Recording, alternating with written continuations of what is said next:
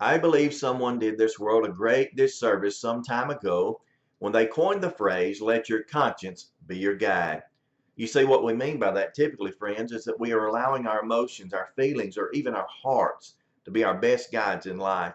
And that shouldn't always be. Friends, you realize in the moments of pleasure and pain, for example, that our consciences are simply not our best guide. When we're excited about a situation, when we think something looks good, at least on the surface, we oftentimes make hasty decisions and therefore we make the wrong decision in those things. Yet at other times when we're filled with that pain, when our emotions are at their lowest, we oftentimes likewise make hasty decisions trying to find some ray of light, trying to find some pleasure in the midst of that situation. And we make terrible mistakes when we do that. You know, it is the case, as I often coin the phrase, or try to say at least, that you can only allow your conscience to be your guide if God is the guide of your conscience.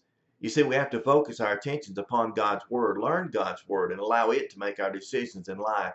The psalmist said in Psalm 119 and verse 11, for example, Thy word have I hid in mine heart, that I might not sin against thee. You know, oftentimes the reason that we do sin is because we allow our consciences, the things that we have come to know through experience or through our relationships with others, to decide what is right and wrong. But friends, that should never be the case. The Apostle Paul realized this in Acts 23 and verse 1. And as he was standing before the high priest Annas, reviewing his life, he said these words. He says, My brethren, men and brethren, I have lived in all good conscience before God unto this day.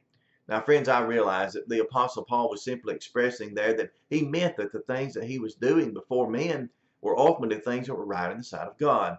But you and I know, because of what was recorded in preceding chapters, such as Acts chapter 9, 22, and in following this one, even here in 23, but also in 26, we learn that many of the things that the apostle was doing in that day, even on the behalf of God, was simply becoming injurious toward God's people.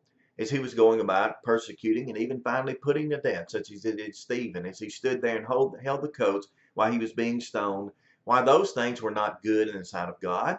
No, his conscience had led him astray. So friends, it's my prayer today that as you go through your day and you make decisions, especially concerning sins that you might very well commit and concerning your own salvation, never allow your feelings, your emotions, or even your conscience to be your guide. Save us the case that God is the guide of your conscience. This has been your daily dose, and I pray that you'll be encouraged.